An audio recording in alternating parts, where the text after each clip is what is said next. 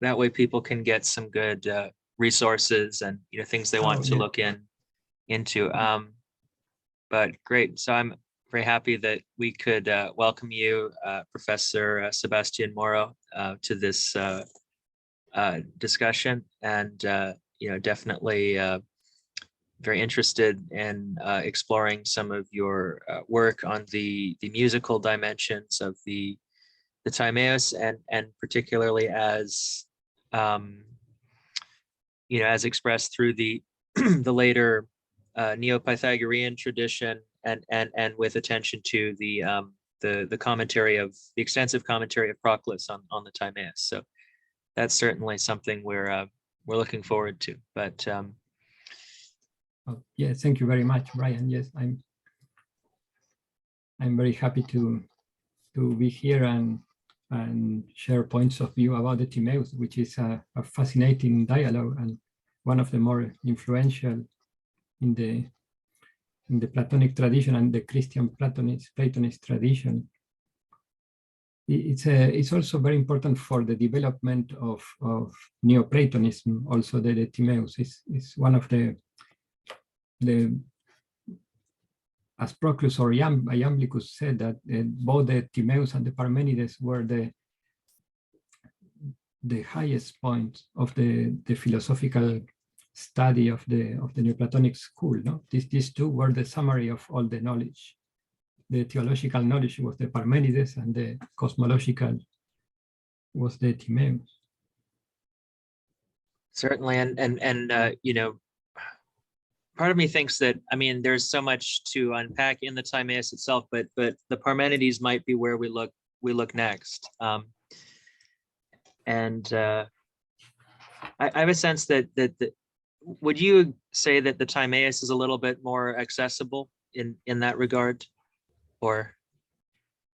Yes, I think it's better to start with the Timaeus and then proceed with the Parmenides, because the Parmenides has two possible interpretations. No, one is very logical, or the Platonic dialectics, but the way that the Neoplatonists interpreted this dialogue, the Parmenides, was as a summary of the whole metaphysical knowledge about the one, and how the one proceeds into multiplicity. So it was understood as the basic, not the basic, because it's the more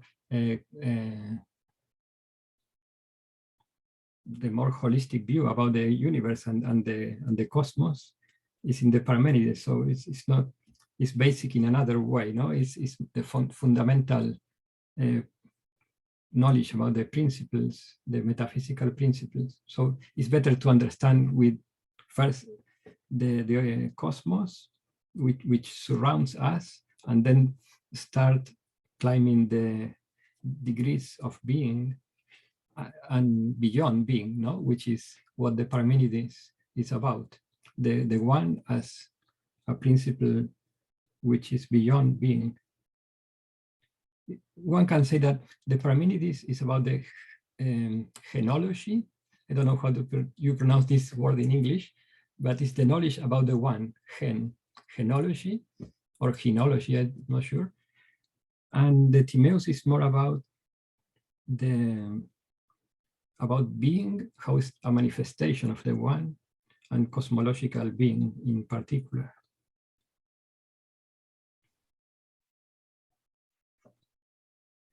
You know what? I was thinking of something about that. So would you say that the one contains many potentially or actually? Well, the one is everything potentially, but it's also inside everything. So it's actually everything at the same time. But as Plotinus will say, the one is and is not everything. Because everything is different from the one. In that sense, the one is not all things. But since everything is something like proceeds from this one, and is still connected to it. In the same way, you can say that everything is the one. But it's this paradoxical expression of the transcendent principle and the immanent presence of the principle. Because I was thinking, okay, consider this is going to sound a little weird. Consider the interval of 0 to 1. And it has a length of 1, right? Well, I can pick infinitely many fractions of it to make a convergence infinite series that equals 2, and then another series that equals 3, and another series that equals 4, and so on and so forth, just from this one interval of length 1. I wish I can show it to you on paper, but that would be hard. Yes, but it's interesting, this conception of the zero, as it can be the infinite, or if we compare it with the one, I would say that the one is the absolute infinite, but it's not in the series of numbers, it's beyond the series of numbers. At the same time, I think this is related to the problem of the Pythagorean problem of two principles of reality, which are infinite and or unlimited and limit. These were the two principles that appear in the Timaeus also, which were related to odd and even numbers. The pairas and apeiron is in Greek. Have you noticed that there are actually supposed to be 5 people in the dialogue? Yes. The fourth is missing, and Socrates didn't count himself among the 3. Yes, and the dialogue starts with a counting, no? It says 1, 2, 3. Yes, and we were thinking about how it relates musically. Why is there is a monography about this. Someone wrote a book about all this problem. It's called the fifth. I think it's in the Brill. It's an editorial. I think it's the 5th guest in the Timaeus. Yeah, because Socrates didn't count himself, which is weird.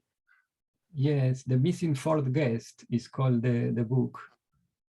Is this the one by Donna Altieri?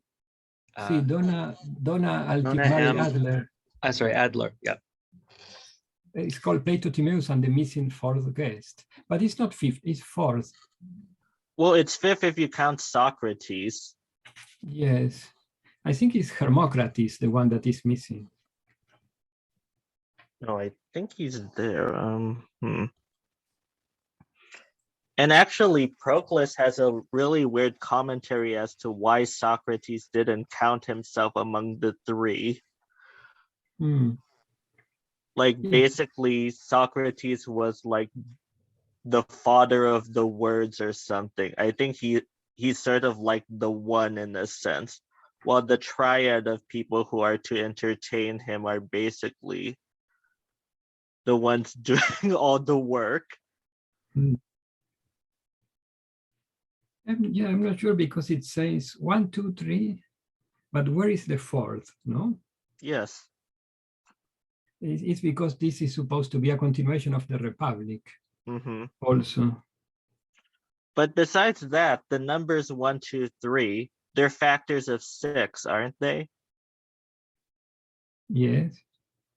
And 6 is a perfect number. Yes. Yes, for the Pythagoreans, it's because it's made of 2 3s or 3 2.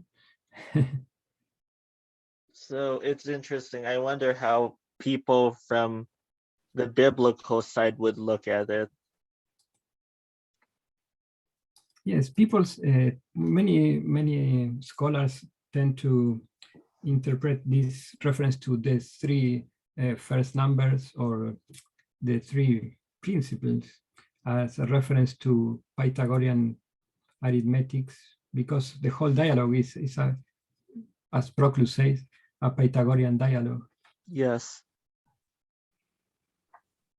I recommend to read this book about Plato, Timaeus, and the missing fourth guest. Mm. Mhm. Yeah. Please, yep. No, it's because also we need to see that numbers, according to Nicomachus of Gerasa, there are different levels of numbers. One, there are numbers that we use for counting, but there are other numbers that are ideal numbers. Since Plato's disciples, Xenocrates and Speusippus, these are similar to the Platonic ideas. So maybe when Socrates says 1, 2, 3, he's not referring to the numbers, but he's referring to these principles. Not only that, but I noticed, why did they digress into Egypt, like from Greece into Egypt? Because basically, supposedly the Egyptians had some lost knowledge that the Greeks forgot or something. Yes. Yes, because after the introduction, they already start talking about Atlantis and the whole idea that in Egypt they have more knowledge about the past ages of the world. Yes, and they said that Greece was a titan or a hero. It was a protagonist or something in the history or something. Athens, particularly Athens. Mm-hmm. Yes. But notice also in the Greek, so the Greek genealogy, the Egyptian priest said the Greek genealogy is 8,000 years old, while the Egyptian genealogy is 9,000 years old. I don't know whether those numbers were chosen at random just to record history or not, but 8,000 is the product of two cubes, 8 and 10, or it's basically 20 cubed, while 9,000 is a square, 9, times 10 to the third, a square times a cube. Yes. I don't know if that's relevant or not, but yes, everything is relevant, I would say, especially because of these numbers are connected to the what is called the theory of the Platonic cosmic year, which is the whole idea of the four ages of the world and how there was this, which is related to the Pythagorean tetractys also. Each cosmic age, like also in Indian sources, lasts different periods of time in a proportion between number 1, 2, 3, and 4. So that's very relevant. But in the Timaeus is now 9,000 years. But there is a very interesting work that is called The Platonic Year by, let me search The Platonic Year. I forgot the author, but it's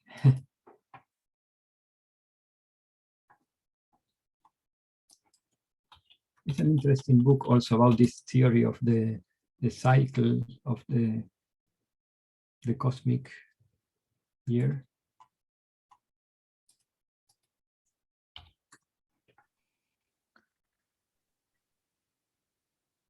Well, when it comes to me, I will let you know. okay. But we have more Yes, welcome to those who are just arriving. Yeah, Jacob, Paul, and somebody else. But I think we've got a couple more on the way. But yeah, welcome. And we've got Professor Sebastián Moro Tornese here with us. So I think this is a great opportunity to ask questions and sort of present reflections about how the Timaeus has struck you so far, and kind of things that you're interested to look into in more detail. Actually, I just read your article, The Metaphysical Meaning. Oh, yeah, thank you. Brian sent that over to me, so I read through that. I didn't understand all of it, but I guess I did want to ask something about the musical aspect.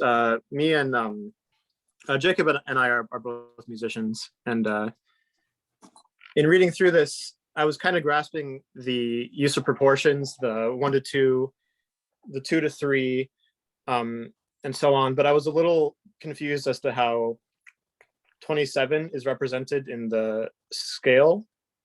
So where does that come into play in the musical scale? Well, it's because Plato divides these progressions, which are geometrical progressions, because they grow as doubles or triples. They were organized in this lambda figure, like a lambda letter, and they used to put the odd numbers and the even in the different sides of the lambda. And 27, you can say that is one of the, because of the proportion between 3 and 1 is always like fifth intervals of fifths. And all the numbers which are even are the octaves, or yes, the proportion between 2 and 1. So 27 I see what you mean. One of the fifths.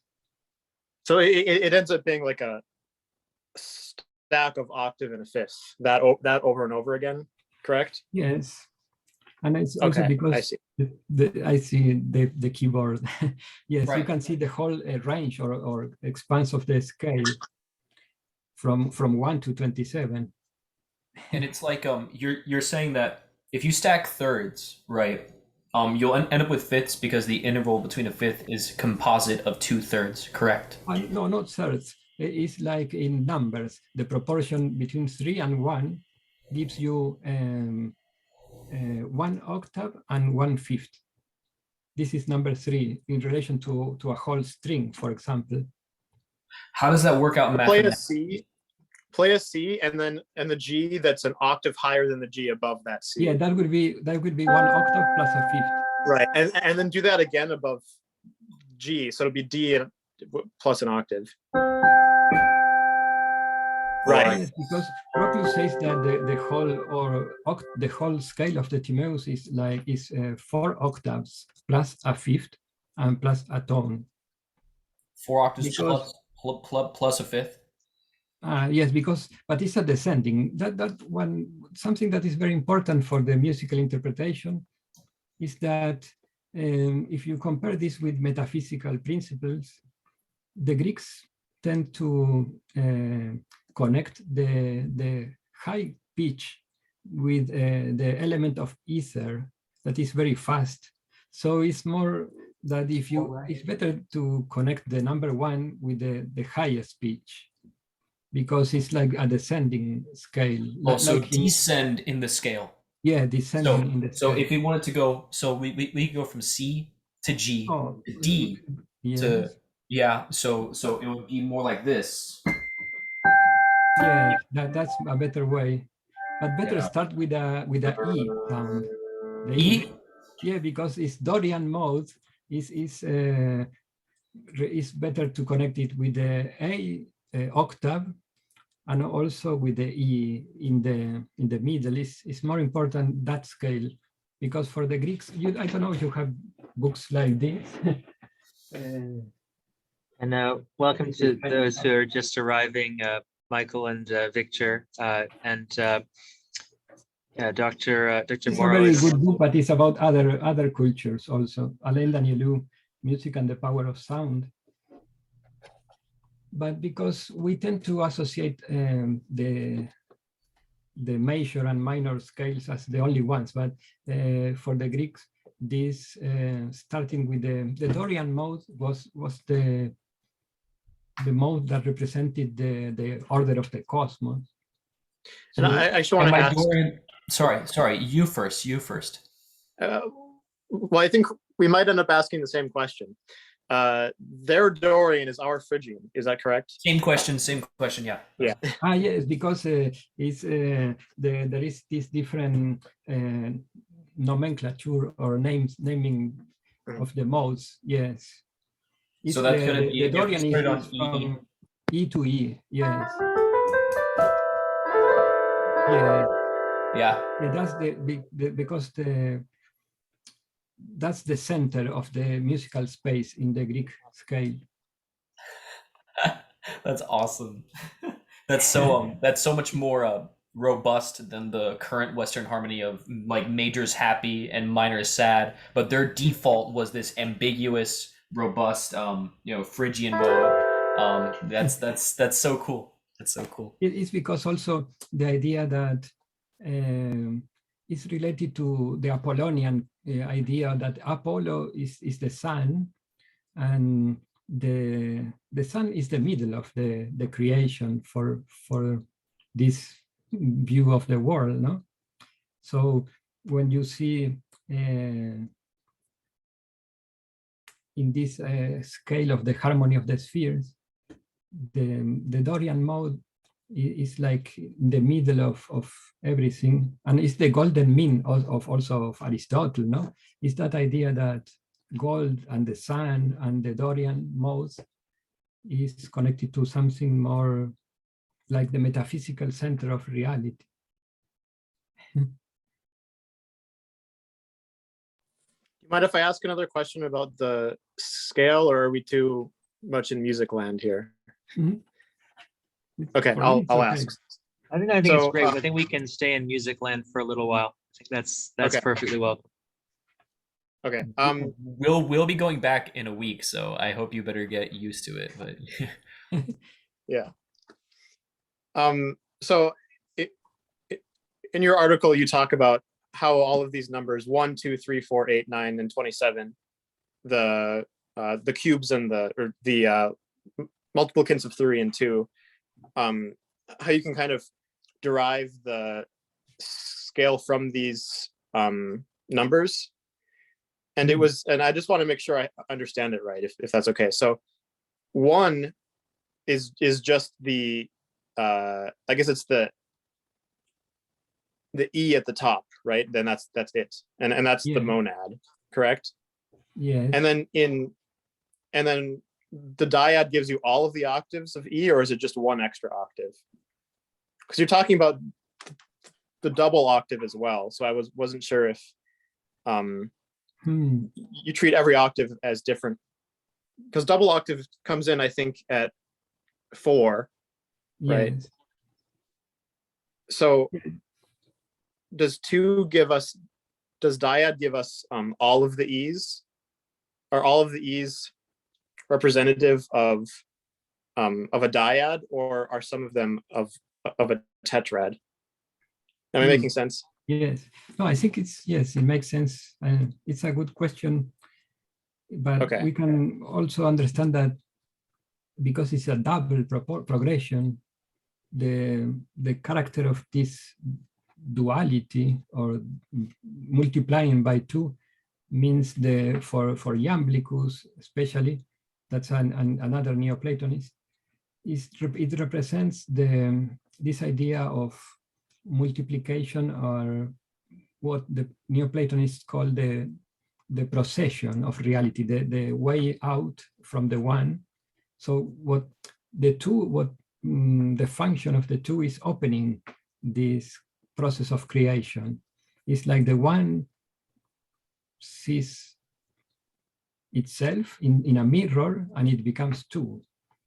And it's the opening to the infinity in a way of procession from the one. But so it's reflected in each of steps, in each step. But you can say that in the scale, number 2 is the first octave. Okay. 4 is the next, the double octave, and 8 is another octave from 4. I see. Okay, that makes sense. And then with triad, then you're adding in your fifths, so we get the A's, right? Yeah, you get new notes with the number 3, with the fifth. Is the way that is connected to the way that the Greeks way of tuning the lyre or the instruments. You needed to tune it by fifths or fourths, and it was a system of tuning. Some people accept this idea that the cycle of fifth was used for tuning, but other people prefer to talk about a combined system of tuning with fifths and fourths. There are different articles by, for example, Tosca Lynch is a person who studies the scholar who studied the way of tuning. But I would say that the Pythagoreans talked about a marriage between numbers, like a marriage between odd and even numbers produce different notes. So in order to have a different note, you need number 3, because 3 is the first number. 2 is not a number. It's the 1 and the diad are principles, but the first number is 3. And in a way, it's the beginning of a new thing. And the return it's also a way of returning to the 1, number 3. Right, and that's also reflected in that it has a new note name. It's A. Yeah, it has a new name, yes. Yeah, okay. And number 9 is the same. I have a question. If the harmonic default of the average Greek musician was that of Phrygian, particularly E Phrygian, what did their harmonic series look like in compared to the Western harmonic series, where we have like where we have like the like that's how ours sounds, but theirs, because of like the way that modes and harmony worked, wouldn't theirs sound inherently different? Yeah, that's a very complicated question. I'm not sure if I can answer it, but what I can say is that the first harmonics are very important for this scale of the Timaeus. But yes, I'm not sure what was the theory about the harmonics, but in the Pythagorean way of dividing the monochord, these experiments that they did with the one single chord, they were aware of all the harmonic divisions of the string.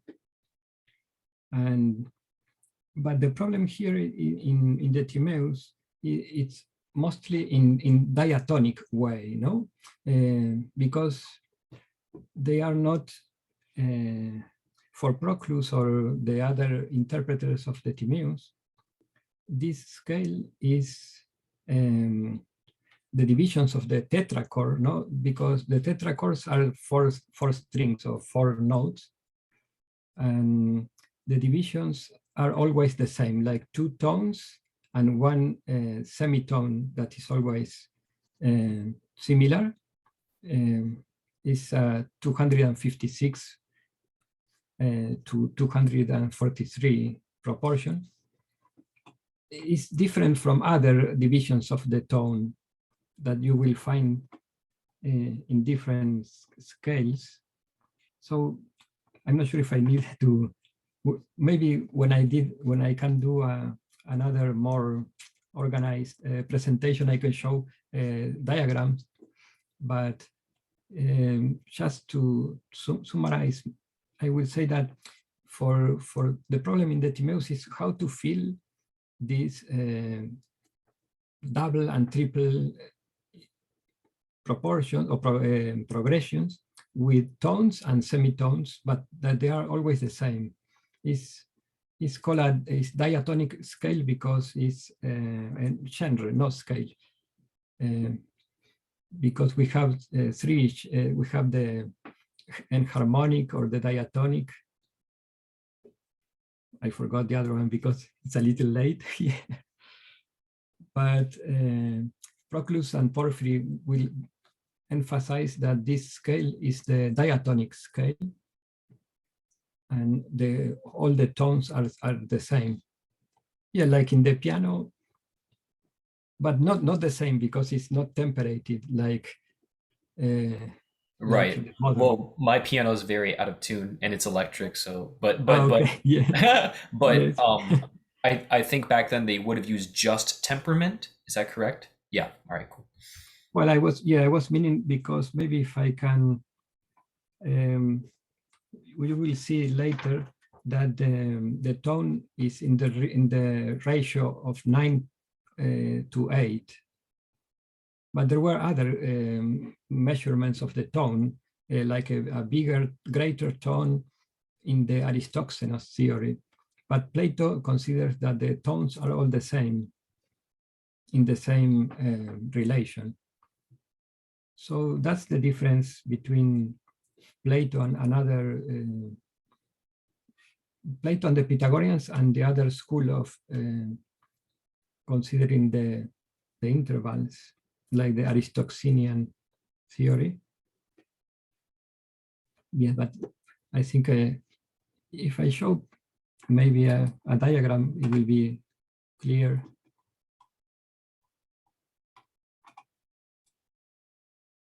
And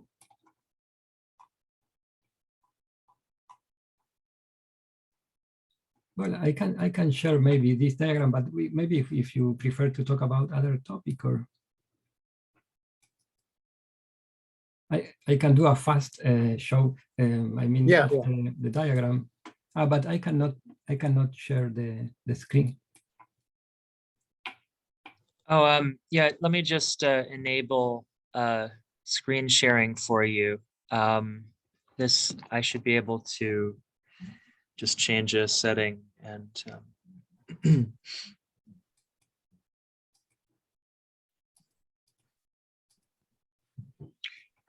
right. So maybe yes. see if it'll let you. I'm not sure if it's very small, and well, I have the in Spanish we use this mi re do si, like in The Sound of Music. Mi re do si la sol fa mi. But you can see in this diagram that we have the double progression here on the left side and the triple progression here on the right. So all these tones are in the same ratio. And all the limata or leimata is the semitone that Plato is using. What do those numbers represent? 5, 12, 46. Yeah, I forgot to mention that there was another book called the Timaeus of Locrus, or Timaeus Locri, which is supposedly, it was at the time of after Plato, it was considered as the source of the Timaeus, the Pythagorean source of the Timaeus, but it's really a work that was written after Plato, but many Platonists believed that it was a genuine Pythagorean work. And there is an edition in German, and there is a translation in a book called The Pythagorean Source, and it's called the Timaeus Locri. And this author uses these numbers starting from 384, because the way to explain this without fractions, no, is the easiest way. If you use 384 instead of 1, you have all whole numbers. You don't need to make additions or division. Yes, it's more easy to do the calculations. But the proportions are the same, no? They are always maintained. So 384 to 432, is that the same proportion as 7 to 8 or 8 to 7? Or I'm sorry, 9 to 8 it would be, not. Yes, yeah, because these are tones. And all tones are going to be 9 to 8. Yes, all tones in this scale are the same. Okay. That was I was trying to explain, that these tones in the scale of Aristoxenus, you can find a lesser tone and a greater tone. Right. In different proportions. But this is. And remind me, what is the Yeah. what is the lesser tone? What is the proportion of the lesser tone? Well, I think I forgot that. I can. That's okay. I don't remember now. That's okay. I can figure it out. I'd have to take some time. No, yes, I should know that, but I forgot. No, that's okay. And also there are different kinds of semitones. No, one is called the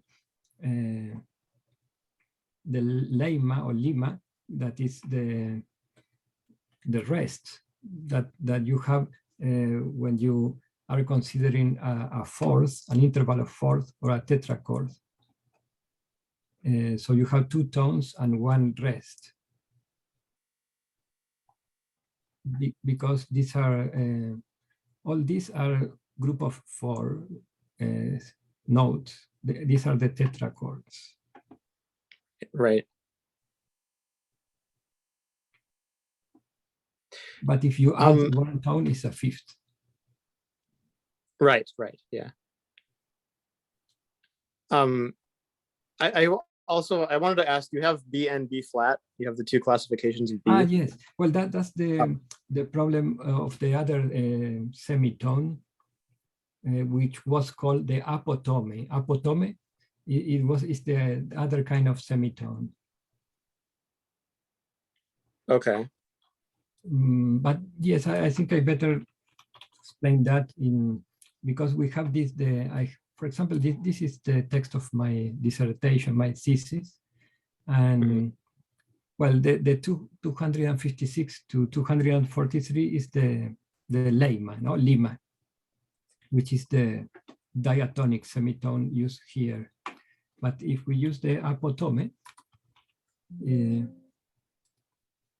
I'm not finding it now here because I don't know.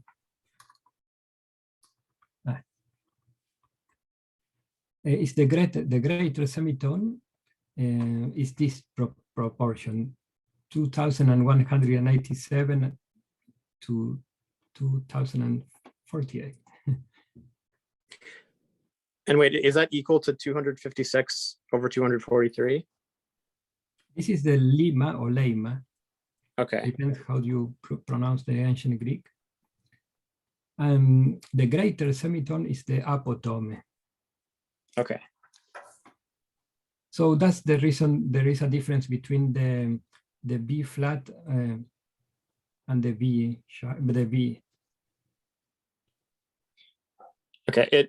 It certainly reminds one of the medieval European modal system with B and B flat. I don't know how familiar you are, but yes, I don't know if it has anything to do with that, but it's interesting. I think it's related that in some scales they prefer the B flat, no, over the B because of these fourths, no, or from Yeah. F to B. Yes. Yeah, the tritone. They would avoid Yeah, it the with B tritone. flat. Yes. Yeah. But But it was maybe- it was really almost only B flat for quite a long time before they added more, flats and sharps and whatnot. So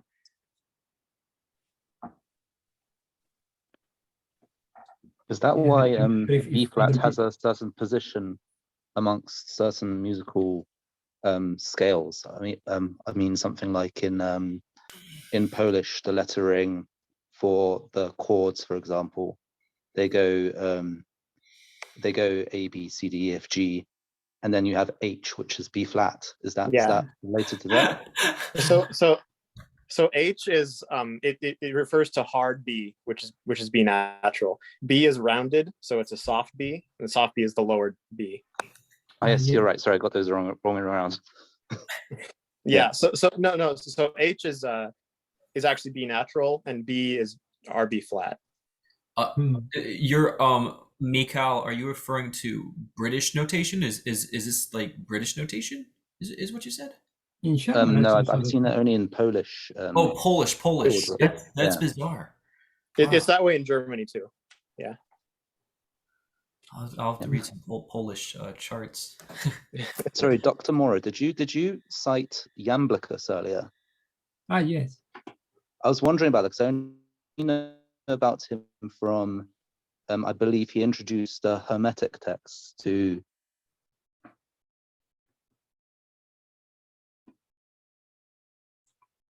I think it's frozen the sound. We lost the connection.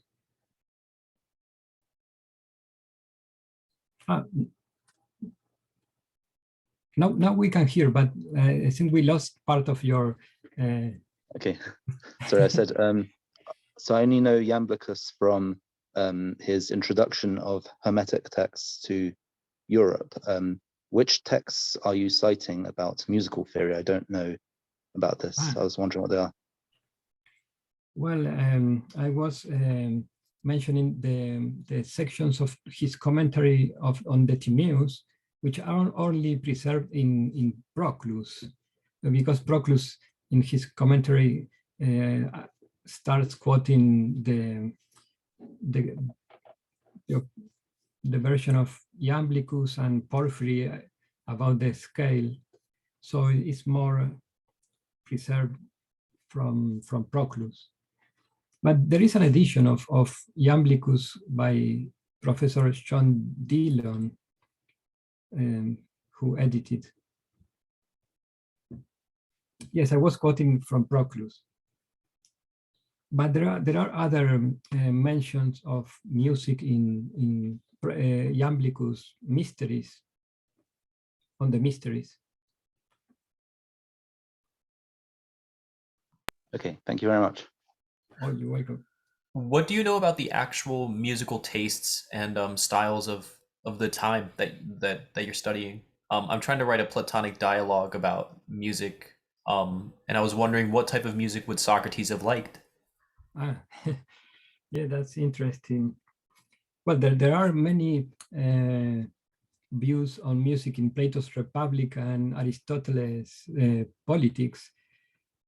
And we don't know if those words that Plato puts in Socrates' mouth are Socrates' tastes in music, but we need to remember that for in the context of Plato, the theater was very powerful emotionally, no, and for Aristotle too.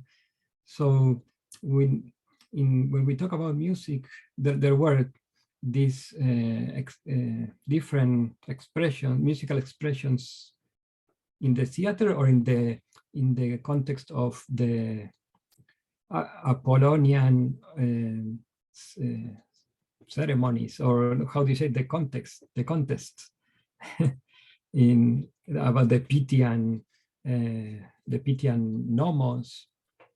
I think I will say that the Apollonian music was preferred for these philosophers in the way that this music maybe was performed during these festivities of Apollo, because when Plato says that what is the more philosophical music, the most philosophical music is this one connected with Apollo, but Proclus says also that the music devoted to Dionysius is also very powerful, because it's the music used in the mysteries or in the orgiastic cult. So he says that that music is also very, very good, but there is a problem that is the same with theater. It's so powerful emotionally that for the philosophers, it was, it made them remember about the sophists. The sophists were these philosophers, or better known as sophists, because they try to emotionally move their audiences. So in a way, the taste in music will, for Socrates, will be something that is similar to his philosophical views. No, don't let music or words push your buttons and make you compulsively do or follow emotions. No, I think that was also the theory of the ethos of the music. But I'm not sure if I'm answering the question of. Wait, no, but that's really important. Because it's the same that maybe if we ask what was Socrates' taste in food, no? Right.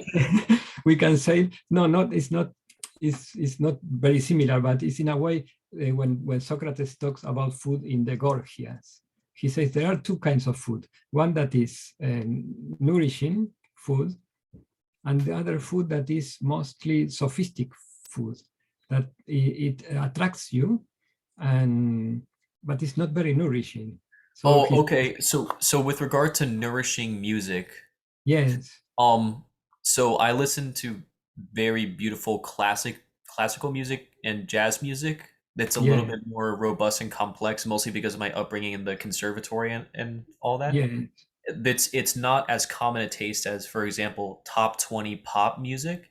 Yes. Whenever Socrates refers to sophistry and he says emotions, does he mean any music that makes you emotional is bad, or does he mean that the music that is meant to get a very specific emotion or just like make you feel a certain way, like I want to dance, or I want to have fun, or I want to do right, is that the sophistry, or are they both sophistry just because they're both emotional?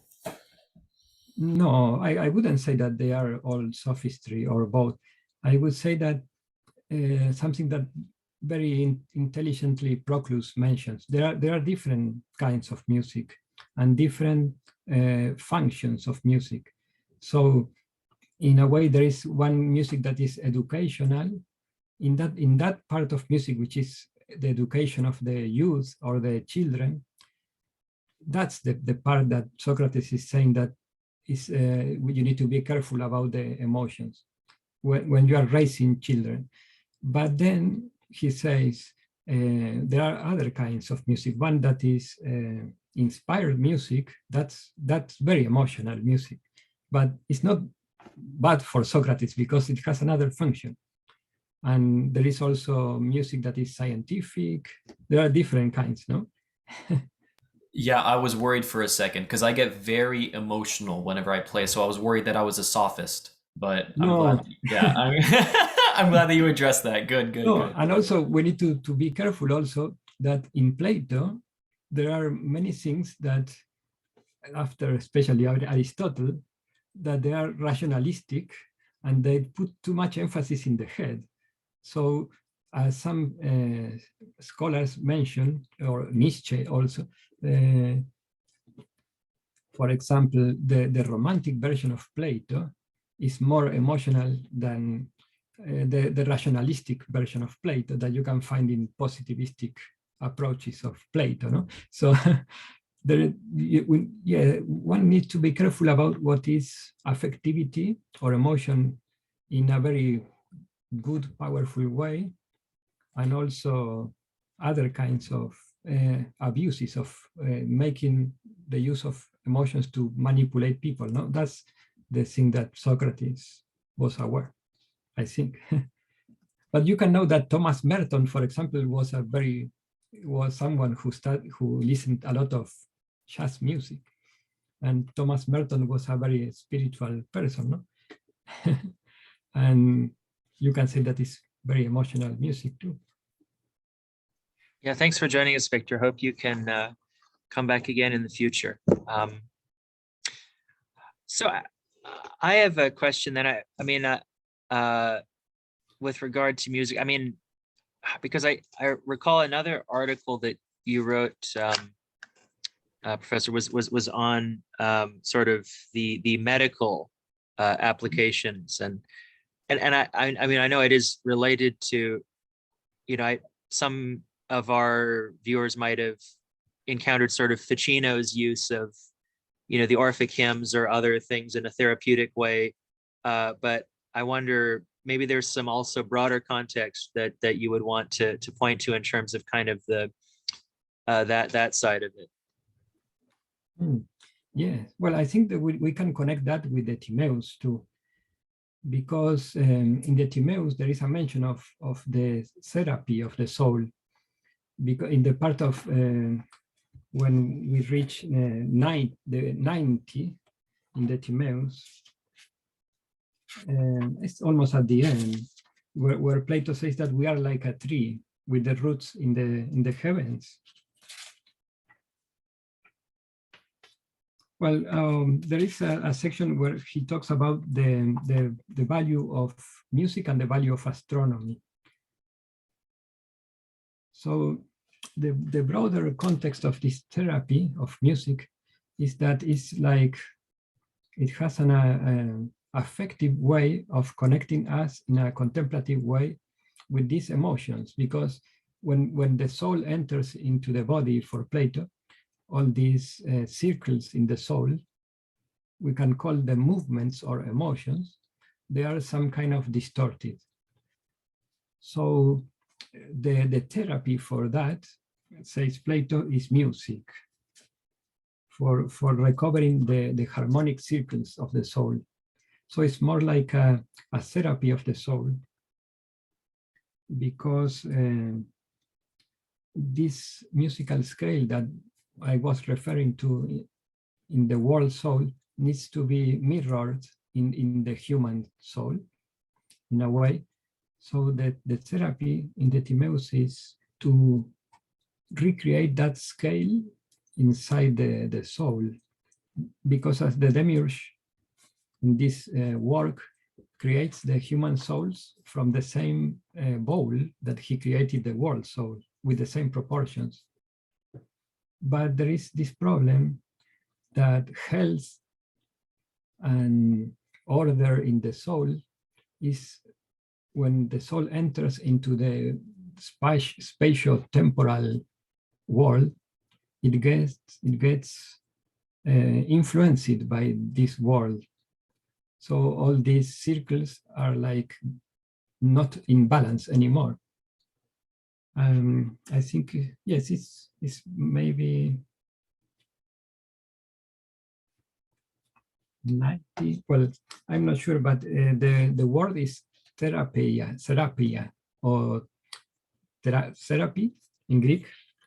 That means taking care of or cultivating. Is this in Ficino or in Plato?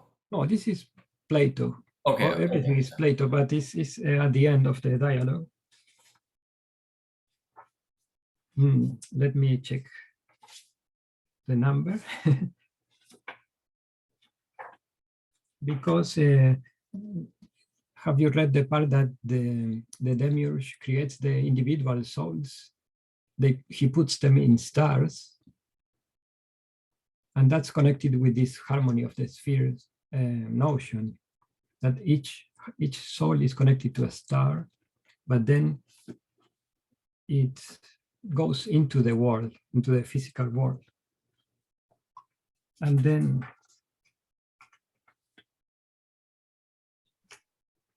you can see in 90b, he says that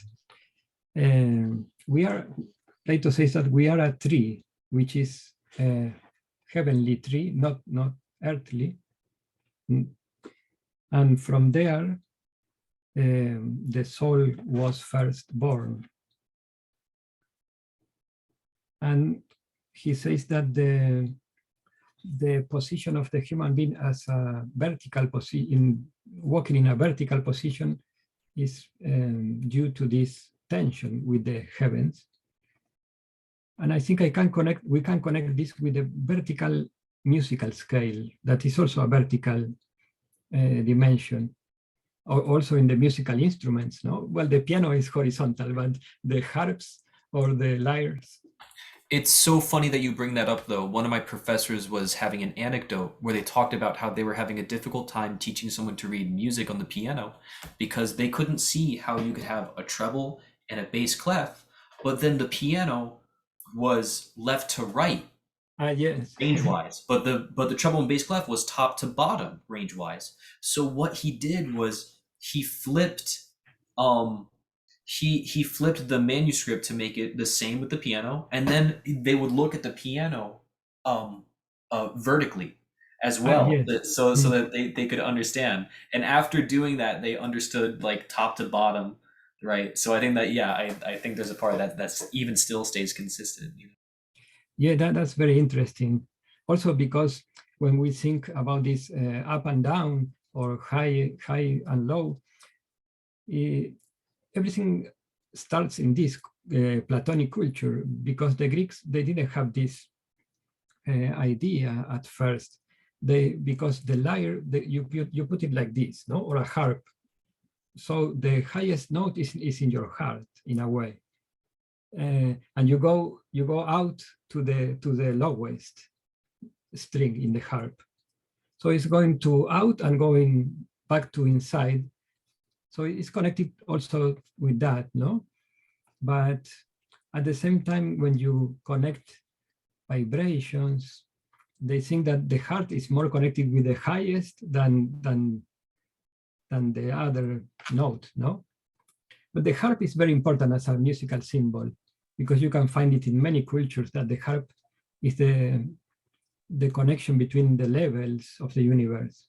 It's like symbolized with a swan. The swan is very important for the connection harp and swan, because the Greeks, they consider that if you notice these statues of the Cycladic period, the harp has a head of a swan. And I don't know if you read The Lord of the Rings, also many of the boats have swan form, no? And that's connected also with the idea that music is connected to water. In many medieval treatises, they say that water is the etymology of music, of muse, or Moses also. Moses was born in the water, no, saved from the water. But that's another topic, but I don't know if it's related to the therapy question, but it's more connected. So you mentioned the tuning of the harp with the high notes being closer to you, but you also mentioned the lyre, and in modern tunings of the lyre, similarly to how guitars are tuned or most other sort of percussive string instruments, you have the higher notes lower down, or rather further away from you. Do you think the lyre would have been tuned in the same way we are now, or would it also have been the higher notes closer to the body or higher up on the actual instrument? Well, that's connected with the names of the strings. Oh, Jacob needs to go. Oh, yes. Thanks for joining us. Thank you for your questions, and I hope we didn't deviate too much from the Timaeus text, but there are many interesting things and very interesting questions. Thank you. Have a good night, okay? Thank you. Okay. Yes, and have a good night. The question about the lyre is important because of the names of the strings. Hypate is the name of the lowest, but hypate means highest in Greek, hypatos.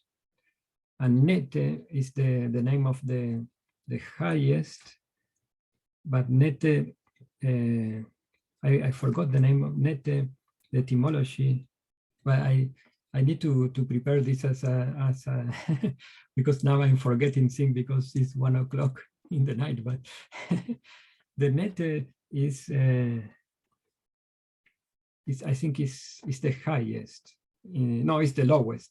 But these spatial names they change later.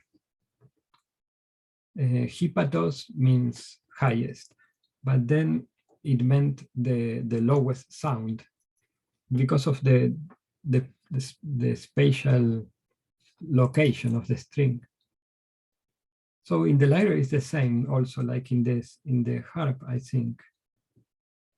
But we need to ask also to the more historical musicologists that are like they make these studies on the archaeological instruments that we find, for example, in the British Museum. No, they have these Ur lyres of the Babylonian or the. That's very interesting also to notice this in these ancient instruments. Yes, but I think it's very important, all these connections between space and music. But not all cultures feel the same, no? About because in Greek they have the name for the highest pitch is called oxius, which is penetrating. And baris, which is lowest, means more heavy, no, like in a baritone, no, baris. That's the lowest sound, but it's not highest and lowest. It's heaviest and more penetrating and sharp.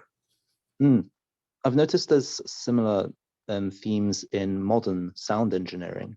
With low sort of bass notes, you usually try to fill the floor with this sound, and then the high pitched sounds are usually you'd want them coming out of speakers that are actually high up.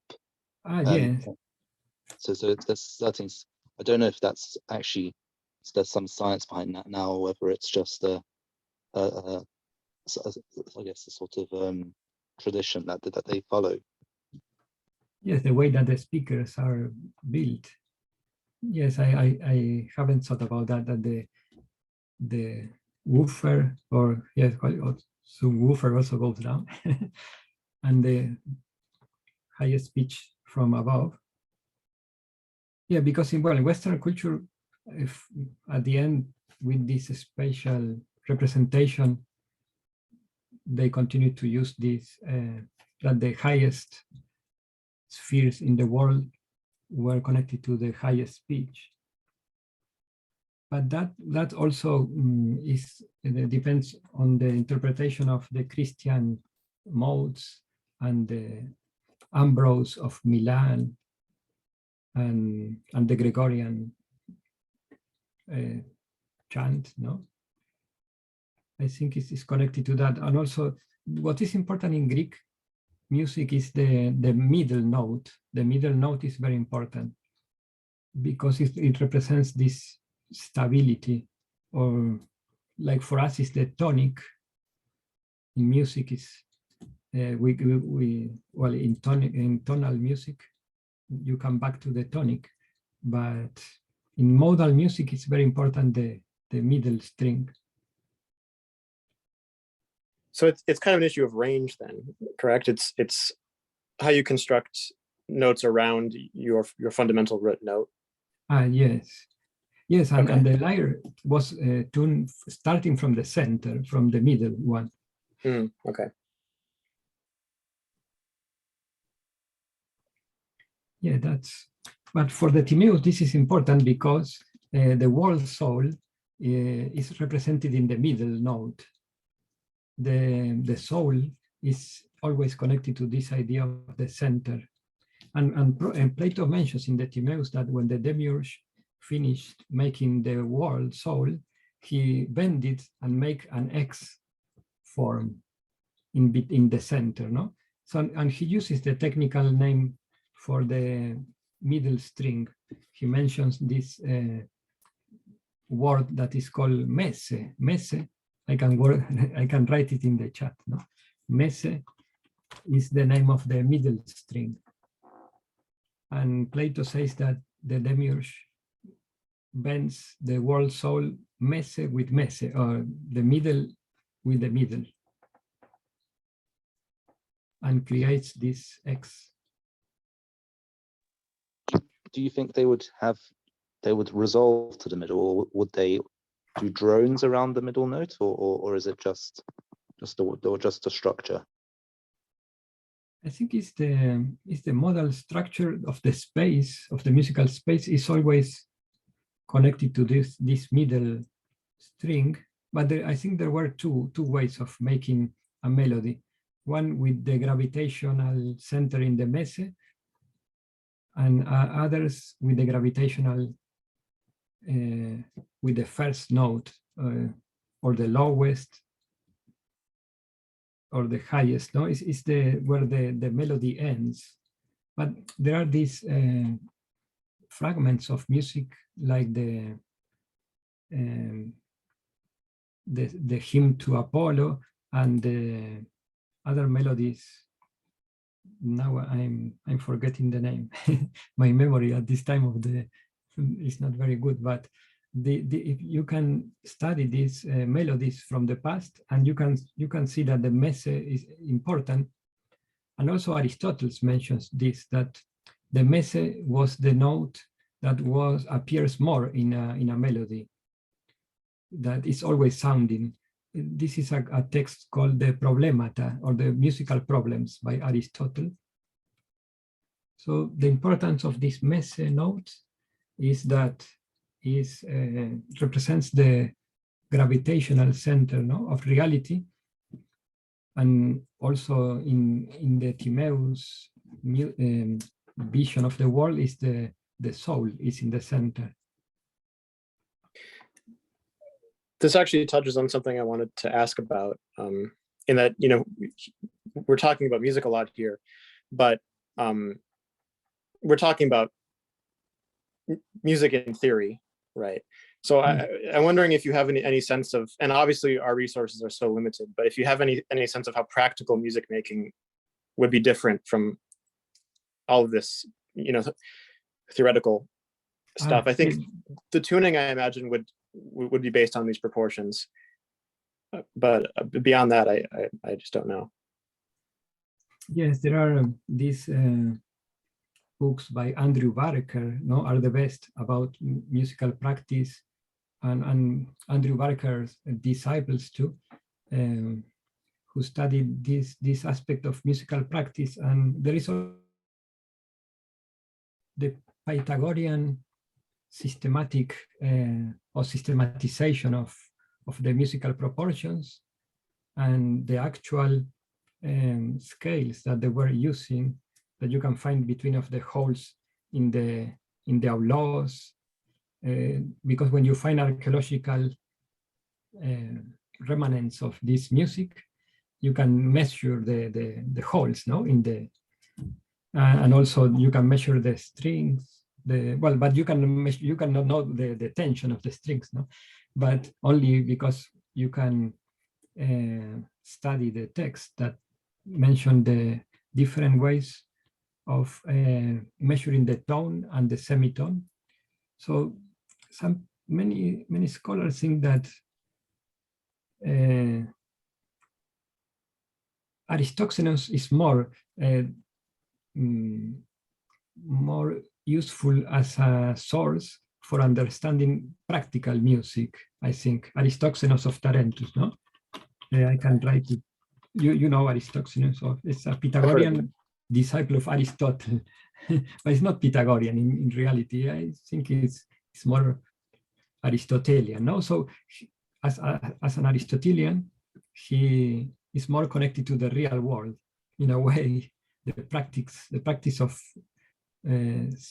sounding music, and maybe he's more in touch with the practice than the Pythagoreans, because the critique of the Aristotelians was that the Pythagoreans were trying to push reality into their scheme. Yeah, I'm not sure if that answers the question, but yes. Yeah. It makes sense. So it's that the yeah, I mean it's just theory versus practice, and this certain group of people who wanted to alter music to fit their own theory. Yes, right? But there is also the problem that the Pythagoreans were practicing music themselves. So there was a Pythagorean practice of music too. Because Sure. Iamblichus says in his life of Pythagoras that the Pythagoreans and the Pythagoras played music for them, no? In the life. Okay, Brian, we have in the chat that Michael is going to sleep. Yes, me too soon, because it's 1:20, 20 past 1. Yes, I will present earlier. Professor, I know it's late for you, but I wanted to thank you for the talk. I know very little about musical theory or even practical experience, but I did have one question. The section that towards the end, he speaks about our being rooted in the heavens, and it keeps us upright, and having to restore these I guess harmonies in the soul. Is there and then in the middle of the dialogue with the star chariots, he says, he talks about how for everyone else it's 41E, but he talks about how he put each soul in a carriage and showed it the nature of the universe, and he described to them the laws that had been foreordained, and then the souls they descend, right? And then he says later if they live a good life, he would at the end return to his dwelling place in his companion star to live a life of happiness that agreed with his character. And otherwise, if he didn't, he would be, I suppose, reincarnated, of all things, into a woman and then into other things. But my question is, with those two excerpts in mind, I'm not sure. I think it was Proclus. Is it Proclus who had the doctrine of sorry, there's an ambulance coming.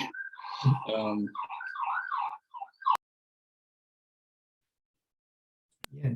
I don't know if you can hear me, but is there a link between those two aspects, and especially the star, being linked to a star, and the I think it's the vehicle, the vehicle. I think that Proclus talks. Is it Proclus that the soul has a type of light vehicle?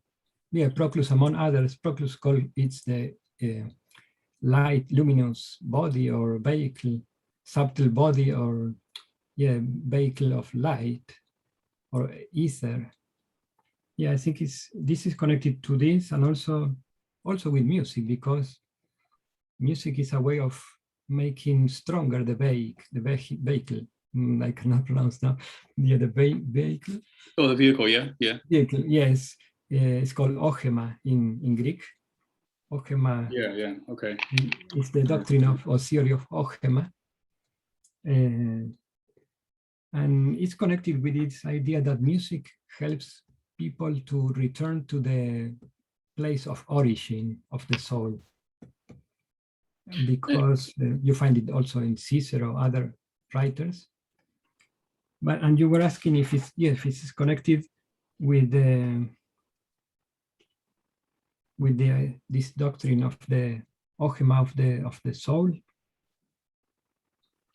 Yeah, and I had a quick follow-up. Is that because it's been so long since I read this, wherever it was that I read it in Proclus, but is the theory that we descend?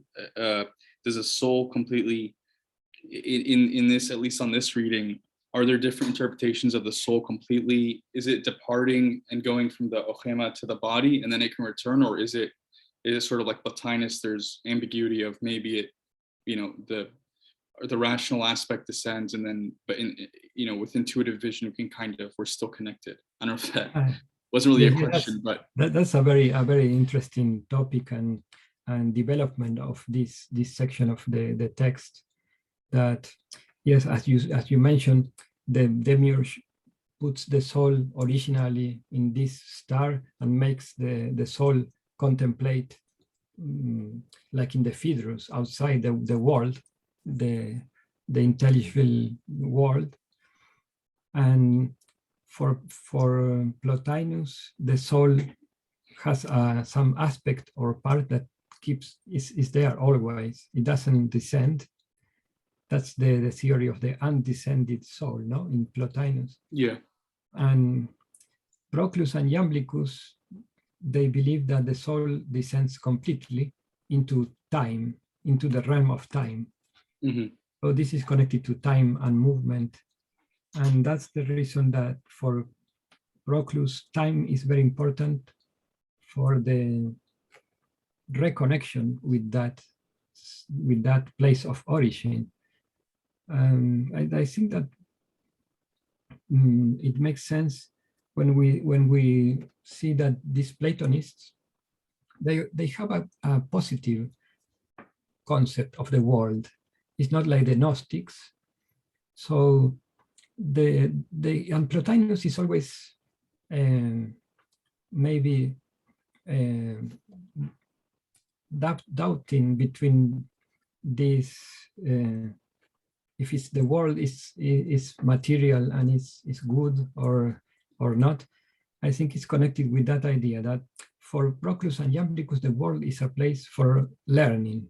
So if the soul comes here, it's not a punishment or something bad. It comes to learn.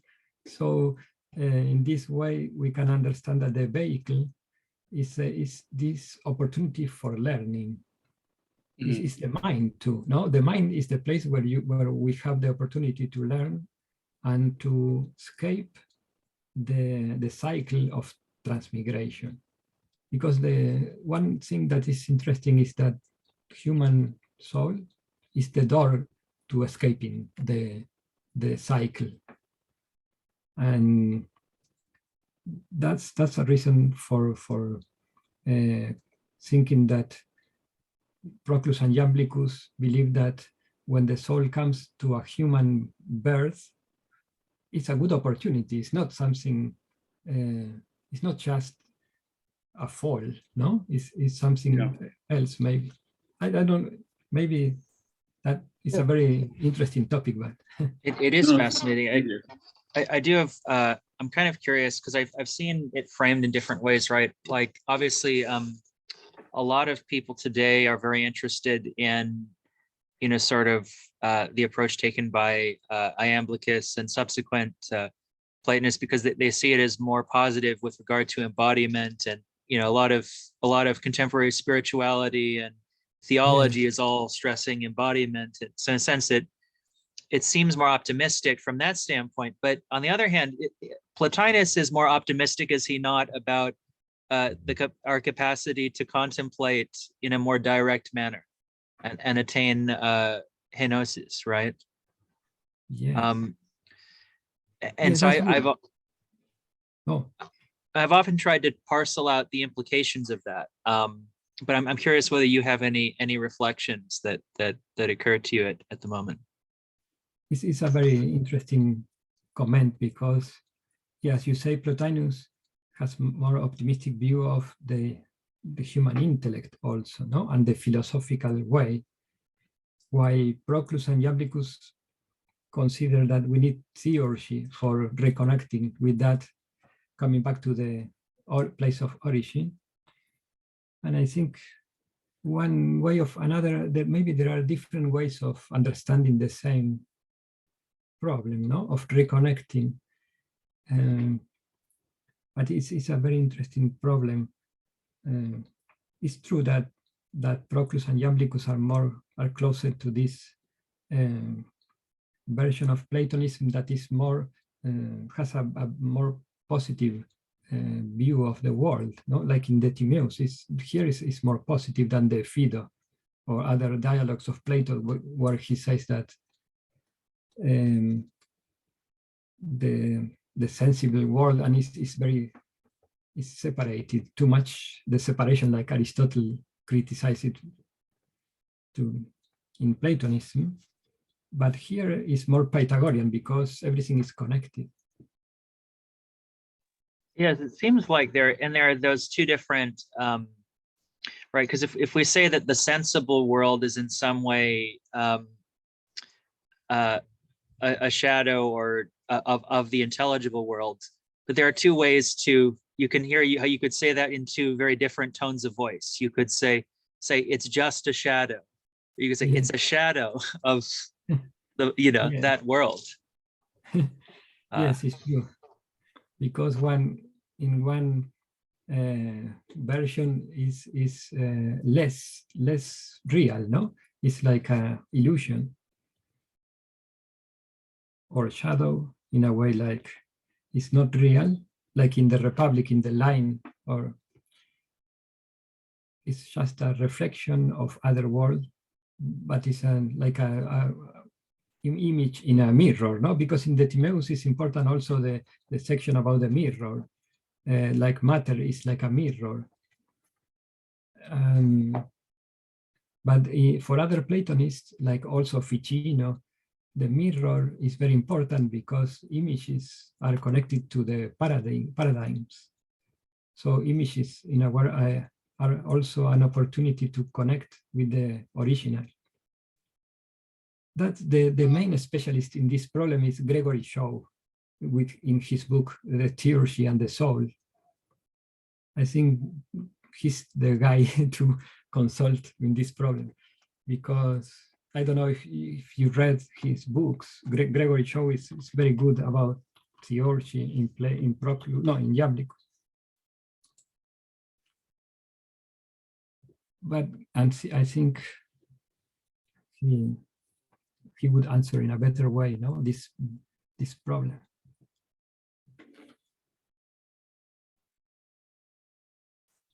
Yes, and let's see. Right. I mean, there are a lot of things. I mean, of course, obviously, the Timaeus is so rich, and we've just touched on a little bit. But I think in connection with what we were just talking about, right? Because there's also there's the two views of matter in Plotinus and the subsequent Neoplatonists, and I know the general outline that in a sense he sees matter as sort of the cause of evil or of course, when we say, I mean, evil though is more like just badness, right? Kind of the privation of the good, right? Yes. But somehow the later Neoplatonists they disagree with this, and I wonder to what degree the treatment of matter in the Timaeus plays into their way of thinking about it. I mean, I'm sure in Proclus's very extensive commentary, he probably looks at some of those passages. Yes, since Plotinus, the interpretation of this passage about the hora in the Timaeus is very important. The hora, like the space, is also like a nutritor. How is in English? Like it's like the mother also. Like the womb, or the kind of which feeds, which nourishes. Nourishes. Yes, it nourishes the creation in a way. It's related to the idea of space and the interpretation of Genesis, where it's the idea of earth and heaven in St. Augustine, and the intelligible matter and sensible matter, no? Because we need to know that there are two kinds of matter. One matter is intelligible, another matter is sensible. And everything is connected to this section of the Timaeus about the hora. Hora means space, no? In Greek. Or I think it's, I'm not sure now, hora. But it's also related to the idea that the world is a reflection, because everything appears like the qualities. But I'm not sure what is the most real Platonic answer, because matter cannot be a principle of evil, because for Platonists, matter is a a privation of quality, no? So it means that what they're trying to say is that everything that is beautiful or cosmic, no, everything that has cosmos comes from the influence of these ideas that are in the intelligible world. But there is another interpretation, is that there is some kind of primordial, space, which can be interpreted as Mother Nature. So it cannot be something negative also, no?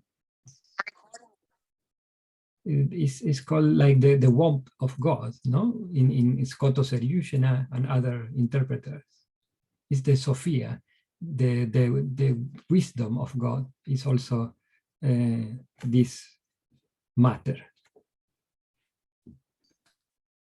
It's the matter, no? Because matter and mother are the same root. Right, and it seems to relate very much to, because I mean, I've often seen it said that, you know, prior to the Neoplatonists, you know, the notion of a thing being unlimited was actually kind of right. That's inferior to it being informed. You know, Yes. what is the more perfect something, you know, it has to be defined.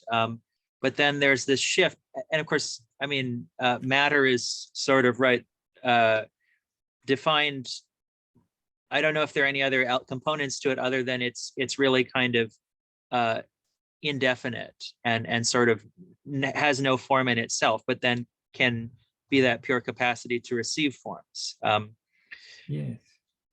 But that's yeah. do you have any insight into how does that shift happen? Like because it seems like it's a 180 in there, that there can be a kind of indefinitude or even infinity that is in fact not only not bad, but is kind of the supreme principle of perfection.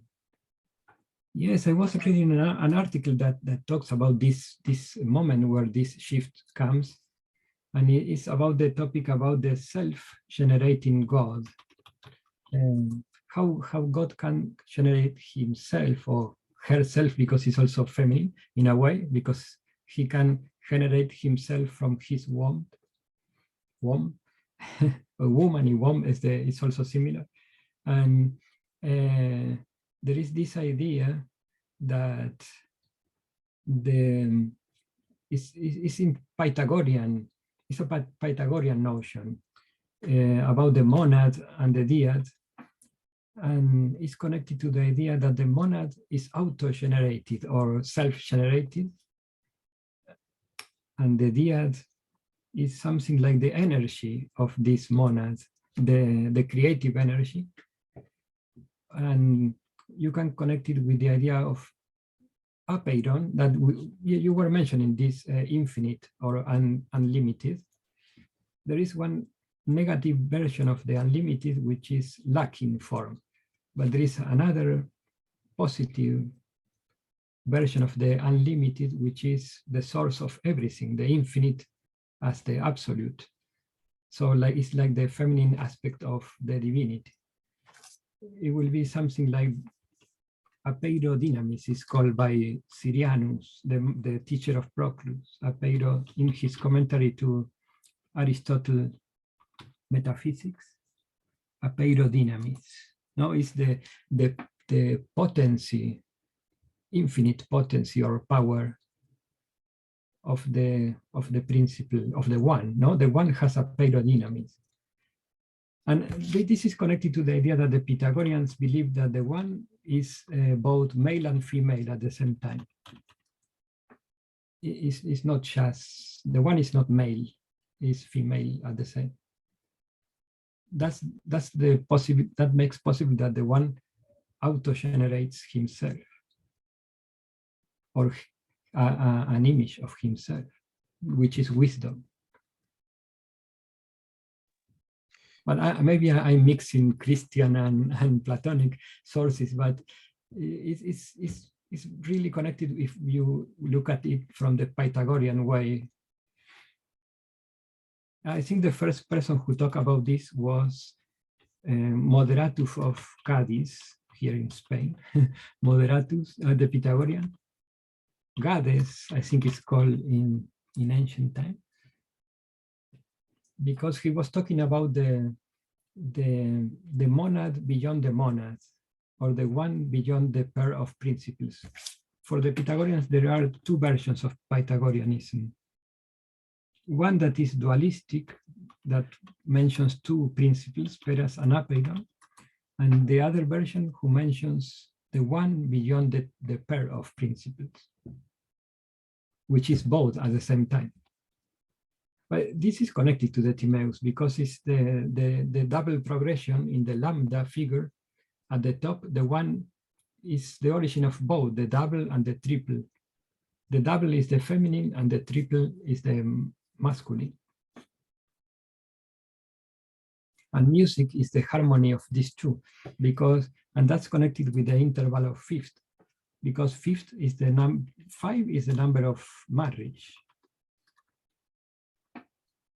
So when you have the proportion of the interval of fifth, which is 3 to 2, you have the numbers which are masculine and feminine. And that's the reason they procreate the first new note, which is the fifth. The other ones are repetition. Yeah, they think that they talk about being children, and the notes are children. So E is the parent and A is the child of E. Yes. Yeah, A is the child of E. And there is a reflection in the octave, which is this matter, no? And this, the space that creates from one E to the other, the octave, is the feminine space where everything is created, the intelligible matter. So the octave, this 1 to 2 ratio, which is feminine, it almost is like a womb, as you say. Yeah. And Right, inside okay. that, it appears the new note. You got the A in the middle. Yeah, Yeah, sure. especially the fifth. Yeah. And the fourth is also interesting because it's also like a fifth in another order. Well, I couldn't resist. I made this chart, which has the harmonic series going, the inverted harmonic series, and then we have on this side the dyads, Yeah. and then on this side we have the triads, which outlines the entire range of the scale, right, going to 27. Oh, that's very good. Yes, because it shows in a very instinctive way the space, no, the musical space. Right, and it's a little odd because it's the harmonic series, so it's like logarithmic. So it's not each octave gets larger as you go down. Yeah. So it's a little strange looking because of that. But you know, it's good. We can share all this and make something. Yeah. That makes sense, no? Because yeah, the harmonics, there are new sounds appearing, no? New sounds in the same. The whole range is the whole string, for example, no? In an instrument, and that will it'd be the lowest pitch. Yeah. The lowest, no, because that's another interesting thing, that when we talk about this idea of how is called in English, this sound that is always sounding, like the in French is bourdon, it's related to, I don't know how you call it now, like a drone. It's a drone. Oh, drone. Okay. A drone. Yes, a drone is like an insect, no? Is that has a low voice. That's a drone. Because for the ancient Greeks, the bee and other insects were symbol of this world of the ideas. So that's interesting, that the fundamental tone is like a buzzing, or buzz is called in English, the sound of the bee. Oh, buzz, yes. Yeah. This kind of sound is connected to this idea that this vibration is a primordial vibration. Right. It is interesting that they do it upside down from our perspective, the harmonic series business, because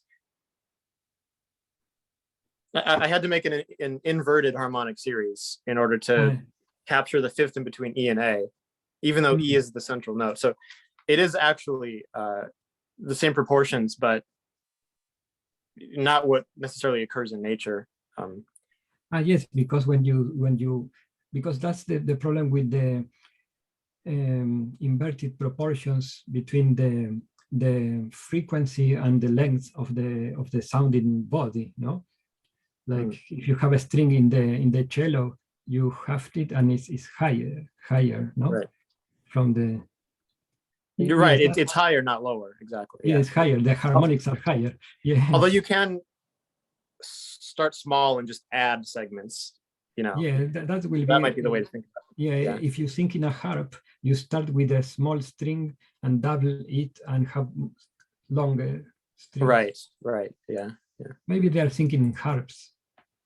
Or Yeah, something. I mean, I would have to think that they're thinking something like that. Yeah. Yeah, but we don't know. It's sad. Yes.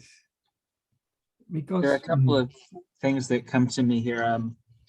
You were talking about the drone, and I know that in multiple musical traditions that you may be familiar with Byzantine chant and the way they have the ison, and I think not everybody sees it in a symbolic way, but I think it's common enough for the Eastern Orthodox monks and other people to see that it really represents the divine in that way, and kind of the other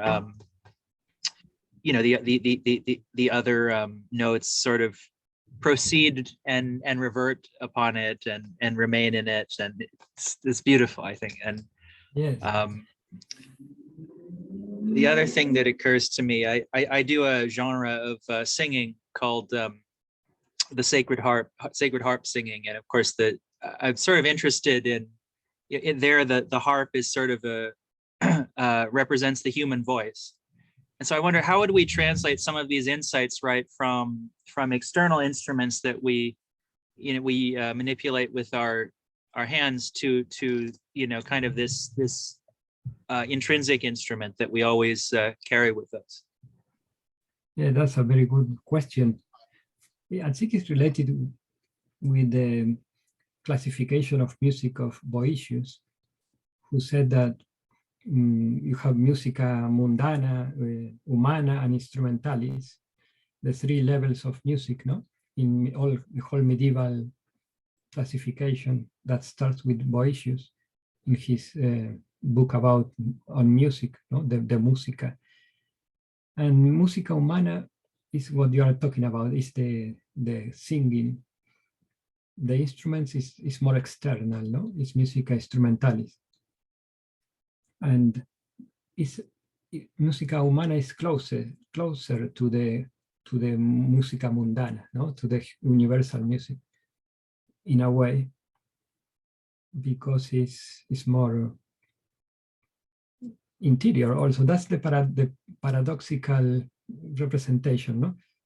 Of these things, that what we think that is external, maybe the instruments are far away from the highest point of view, which is this metaphysical music, probably, no? And it's very interesting what you mentioned about the singing voice, because that's connected with the soul, the singing voice, and the soul is always in the middle. So if we find these three levels of music, the mundana would be the universe, and instrumental is not only the universe, it's the principles of the universe, it's the metaphysical music, and humana is the soul, and instrumentalis is the body, in a way. So musica mundana can be reached through the voice, because the planets are singing also. And some people believe that it's a string instrument, or like a cosmic string instrument, But for in other interpretations, there are like in the Republic of Plato, the sirens, they are singing,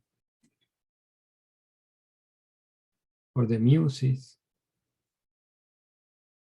I'm always struck too by how often some of these symbols appear cross-culturally. I mean the one of the tree with its roots in the sky is very widespread. And Yeah. I don't know. I'm thinking, and this string. I'm thinking of a verse in the Bhagavad Gita where Krishna or God speaks of himself as, kind of that string on which everything is hung, I guess, like gems. Yeah. But I know that some of the sort of Renaissance and early modern figures, what's his name? Gosh, I have a couple of books by this fellow, Jocelyn Godwin, has kind of Yes, written about the Jocelyn some of it. Godwin. Like Robert Flood and Athanasius Kircher. They represented the universe, I think, in this way as kind of this great cosmic instrument. Yeah, that's very interesting. And what you mentioned about the tree is also musical, because the tree has birds singing in the tree, like hanging in the tree. That's another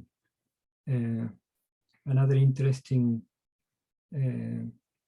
topic, because the sirens are, for us, now when we hear sirens, they are more like half fish, but the Greek sirens are birds, are more similar to the birds. So in a way, the birds in the tree are living beings singing, no? And this idea that the birds have some kind of wisdom that they are singing is also interesting. And the idea that the tree starts from a mustard seed and becomes big, and the birds come into the tree and sing, is this idea of the cosmos with angels singing, something like that too. But angels are muses in the Greek tradition. I'll be very interested too. I think, because I think you wrote that another interest of yours is sort of the reception of this tradition also in the Romantic period. And I'm very fond of the poetry of Samuel Taylor Coleridge, although I don't know, I wouldn't claim to be at all an expert on it, but I'm very taken, of course, by his poem on the Aeolian harp, and I wonder. I mean, I'm sure he was. It wouldn't surprise me if he was encountering some of this tradition through Thomas Taylor or such figures, But when he speaks of, but what if all of animated nature be but organic harps diversely framed that tremble into thought, as o'er them sweeps plastic and vast one intellectual breeze, at once the soul of each and God of all. Oh, the one life within us and abroad, which meets all motion and becomes its soul, a light in sound, a sound-like power in light, rhythm in all thought, and joyance everywhere. Methinks it should have been impossible not to love all things in a world so filled, where the breeze warbles and the mute still air is music slumbering on her instrument. And so he brings this forward into kind of the poetry, into the literary world of his day. Yeah, that's very beautiful. Yeah, and I think he was, I think he must have been familiar with all this Platonic tradition, maybe Thomas Taylor, and also I like to connect William Blake with all this way of thinking, and the importance of showing in the different arts and imagination. For Coleridge, also the importance of imagination as like the world soul. Is something that connects with this creative imagination that is primary. Is more like the origin of the world. Like here in the Timaeus will be the world soul, or the soul of the world. And this music is like a universe full of music, because it's not like Aristotle universe that is quiet, but the Platonic universe is like a singing universe, with my excuses for the Aristotelian, but it's Aristotle also talks about the spheres, but his universe is more quiet. I'm always fascinated because I'm sure you're familiar that people often refer to Dante's Divine Comedy as a summa in verse, but I think it's very clear that it's very well like Thomas himself, right? It's not a pure Aristotelian conception. There's it's very richly suffused with this Platonic picture of the cosmos. Yes, yeah, I think it's an Aristotle with Neoplatonism together, no? Because of Dionysius Areopagita, present in Thomas, and Scotus Eugena. So yes, I think there are many studies nowadays, especially by Wayne Hankey and other scholars who study the presence of Neoplatonism in Thomas Aquinas.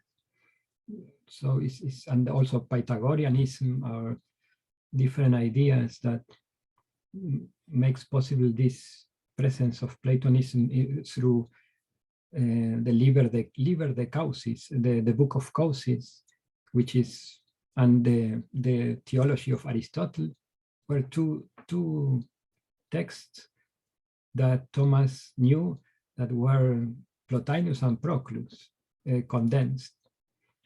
So I think, yeah, the Dante is more like a Platonist, because he was born in a Pythagorean country in a way, like Italy always preserved this Pythagorean tradition. And I think when he mentions Virgil, he's mentioning also Virgil as a Pythagorean author in a way, no?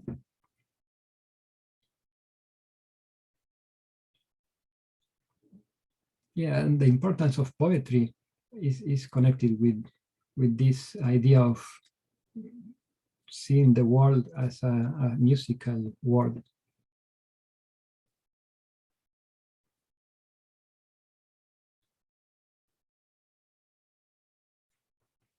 I think it would be good to study the influence of the Timaeus in Dante.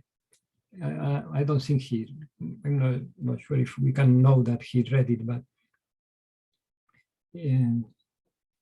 Dante was so important for the later developments in Renaissance context, that I think he must have these ideas also in his idea of inspiration and everything. Definitely, and I mean, of course, there's so much that's mediated through Augustine and through the Augustinian tradition, particularly with like the metaphysics of light, and Yeah. that's a side of it I really that definitely influenced Dante in some of his presentation of. I know that there's this other beautiful verse where he talks about particularly when I think you see it very strongly when he speaks of the choirs of angels, right?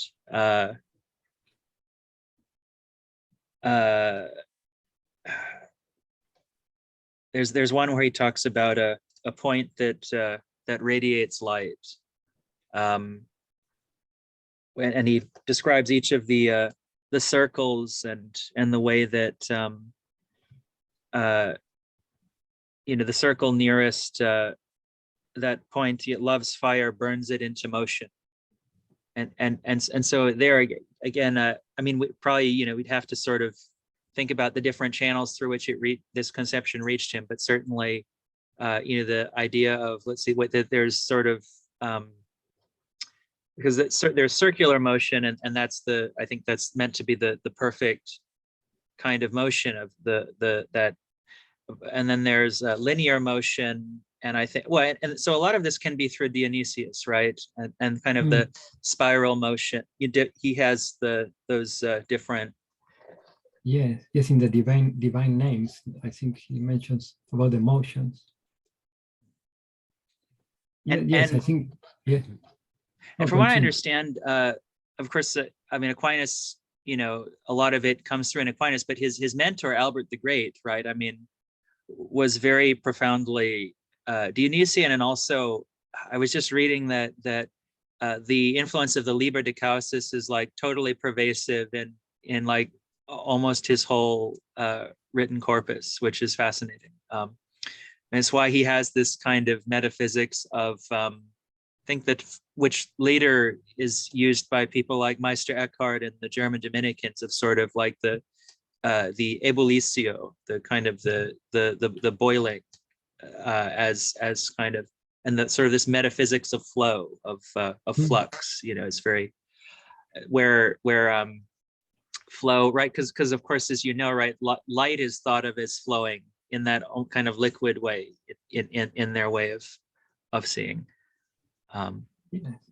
But I think you can connect both light and sound to that idea of Meister Eckhart ebullition or boiling, because when some water boils, also makes sound, but not only for that, but it's because this idea of the fountain that overflows as an image of the Neoplatonic emanation or illumination, it always have been connected with the propagation of sound at the same time, because what we've been talking about, the Apollonian center, which is the sun, Apollo, it's also the sound, the god of music. So in a way, both light and sound, they go together in this conception of the divine emanation. It's not only light, is the vibration of sound, and also because this idea of ether, which is something like it's liquids, but it's also light, and is a vibration of sound, is the medieval idea, but we find it in Aristides Quintilianus, which is another author about music, who wrote about music, that ether is the space that resounds with the string instruments. So in a way, light and sound, they go together, no? In this conception. Professor, if I can, I don't want to derail the conversation, but the connection between light and sound. My background is in Islamic philosophy, and I'm sure you've heard of, there's a philosopher named Shihabuddin Sohrawardi. Yeah. Yeah, so I actually have at the very end of his main text, Hikmat al-Ishraq, the philosophy of illumination, he has and of course his whole ontology is a hierarchy of lights from the light of lights. And now at the end he talks about the heavenly spheres, which is very conventional in many ways. They're moving out of love for the higher order of lights, but then he also talks about the saintly people and what they the kind of visions that they have. So if you don't mind, there's just a small excerpt which you might be interested in. So he talks about how he says that the spheres, they have sounds, but they're not caused by the same sound as our sounds. And he said, he talks about how the mechanical aspects of sounds in the material world. And then he says, the awful sounds, I mean, the word, I think it's more like from the Arabic, the translation I have is good, but Arabic would be something like the sublime. So the sublime sounds heard by the mystics cannot be said to be the vibration of air in the brain, for it is inconceivable that the vibration of air by that power is due to a ringing in the brain. Instead, it is an image of sound, which is a sound.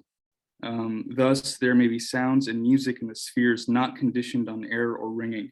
There is no conceivable music more pleasurable than their music, meaning the music of the planets, just as no desire is conceivable like unto their desire. And then he goes on to praise, the mystics, that if they hear this sound, it's ultimately a praise of the light of lights of God.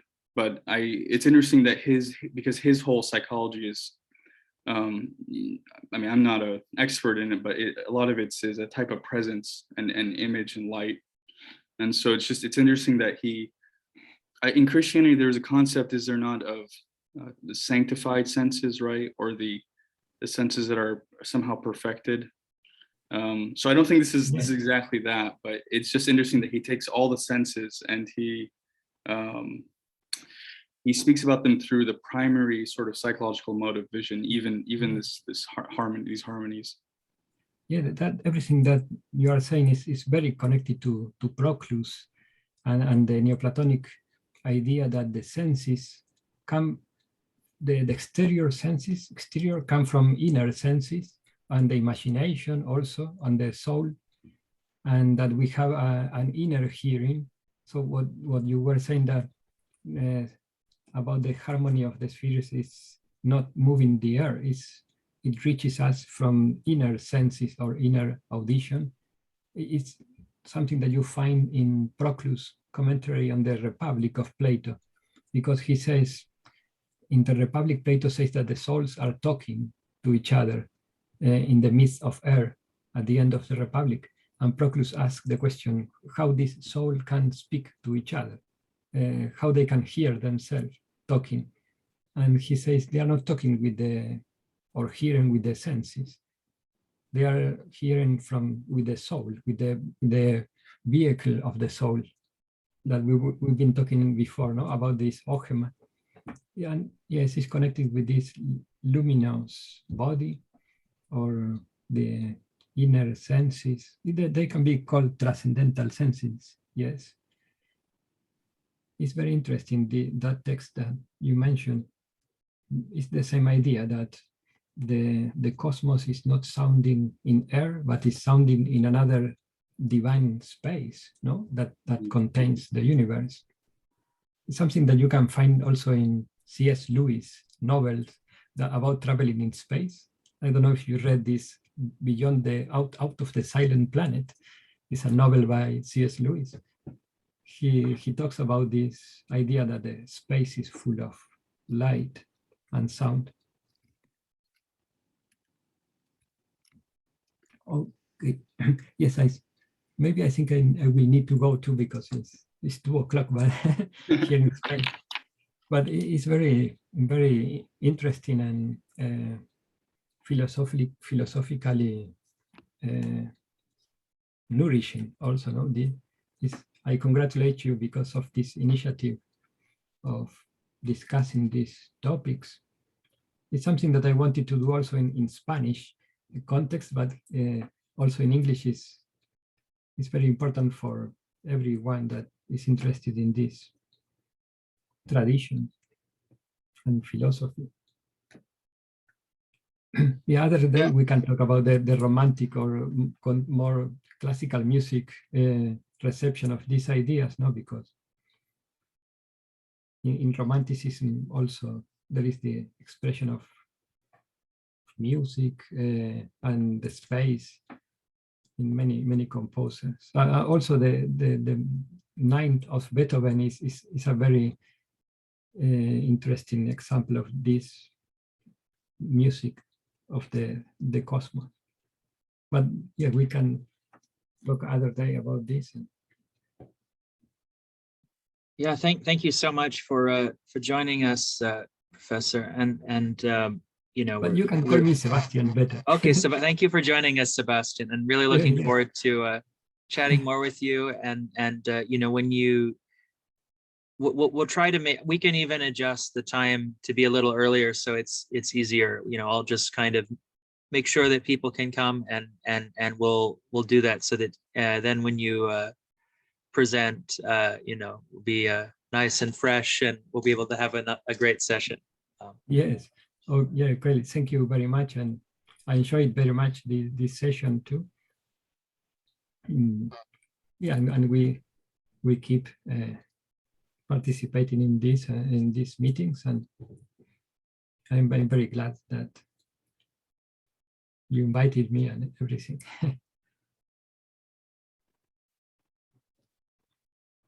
Well, so I see you next time, and good night.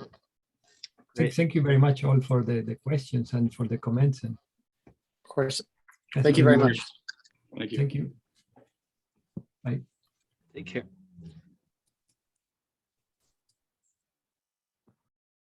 All right, good.